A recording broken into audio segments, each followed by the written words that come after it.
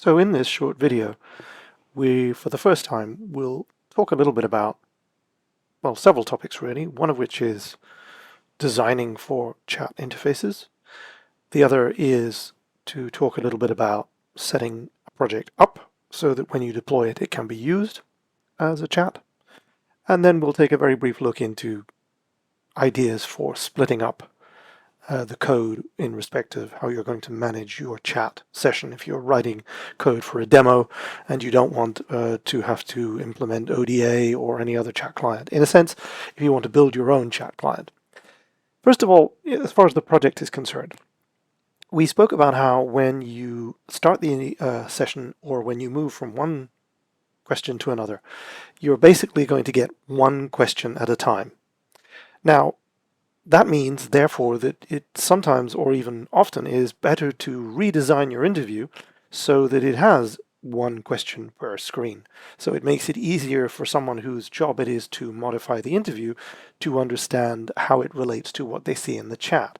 The downside is, of course, that if you're going to use this interview in HTML and chat, you essentially end up with two interviews. So you need to find a compromise.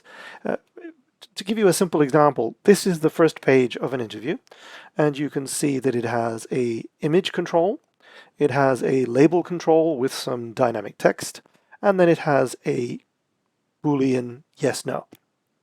So as far as the chat is concerned, it has one question that needs to be asked. So if I was to start this as a chat session, because this is the first screen, I would receive the labels and I would receive the question. If we look at the next screen, you'll notice that the next screen has just got the next question in it.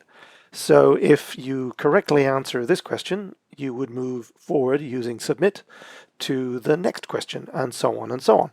You can see that I've basically redesigned the interview, which maybe had only 3 screens, into one which has a much simpler structure. This is not a requirement. If I'd left it all on one screen, the chat engine will still only give me one question at a time. There are other areas that you need to think about. This was originally a drop-down list, and it had about 150 or 200 items in the drop-down list. Clearly, in a chat interface, suddenly seeing 150 items and being asked to choose one is going to be really quite unfriendly. So in this case, to bring down the number of choices the user has to select from, we first of all ask you to choose the first letter of your, in this case, departure station, and then we have a filtered list so that we only show you the letters that you chose. So if you chose A to C, you will only see the stations whose names begin with A to see. It's just one example of how when you actually look at it in a chat interface, you realize that something that worked kind of okay in an interview, now you have to build in extra structure to make it work in a chat. Other areas that you might need to think about are how you're going to render. In this case, this is an entity container. And this entity container prints out the different steps on your journey. Step 1, go to this place. Step 2, go to this place, and so on. There may be 20 steps. There may be 40 steps. Who knows? But the point is, how are you going to render that? You're definitely going to have some kind of loop so that you iterate over entity containers. And finally, on the last page, we have 2 things that you will also need to think about in a chat context. We have an explanation. How you're going to render an explanation, given that you don't have much space, and how are you going to render the link so the user can download the PDF. Not so much how you're going to render it as to what is going to happen. Is it going to drop into a new web browser? Are you running in a chat client like Slack or Teams? So you need to think about how that's going to be taken into account. Before doing any of this, of course, whichever project we're talking about will need to have the chat service enabled as one of its channels, and you will need to have an API client who has permission to get into that workspace and who has the assessments API permission so that they can successfully start a chat session. So when you're using your chat engine, when you start the chat session, as we said a moment ago, you'll notice that the first pieces of information we can see are the screen title, we can see the image control, then we have the label control, and finally we come to the actual item that is interesting to us, the yes, no. And in this case, because it had a default value of yes, it's been pre-checked, the continue button here is what's going to submit this question ID with the value that I've chosen, in this case true. And for cosmetic purposes, we're going to just echo what the user chose. And now we move on to the second screen, because you'll recall that in my case, each screen only had one question. And it's rendered as a drop down. What do you want? Less time or less stops? And we resubmit.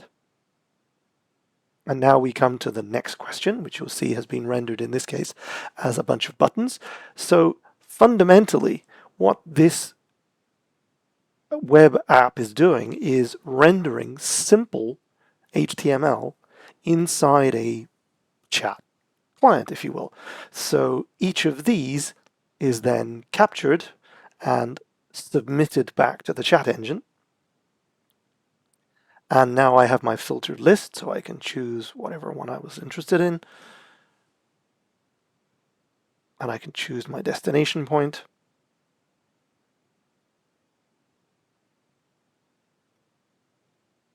And click continue. And now we'll see the output on the final page. You may recall we mentioned that there was an entity container. So the entity container has now iterated across 14 instances to indicate the journey. And we have a download link, which opens to a downloadable PDF, which is just the PDF form that was in the original project. Switching back to the interview for a moment, so this was the component that was the entity container, and it produces a certain number of instances. You're likely to find that you will need to have custom properties. In this case, I've created a custom property to tell your rendering code that this is an entity container or that it requires special handling. Custom properties can be extremely useful to pass information to your rendering engine to tell it to do something special. If we now turn our attention to the code itself, obviously you're going to have a front end and a back end. The back end is going to be responsible for submitting or pinging or undoing or starting a session with the chat API. So in this case, each time I clicked continue in the user interface, it was calling the submit route on the back end. So it's likely that you'll build yourself some kind of chat widget or chat engine, and the chat engine will handle things like submitting an answer. And when the user, so this is the front end, so when the user is clicking the button to submit the answer, it is then going to pass the relevant information to the back end, ready for the back end to call the API.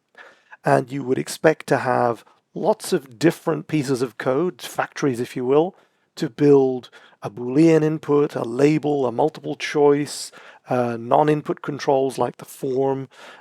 So each of these will produce HTML, which will be rendered into your user interface.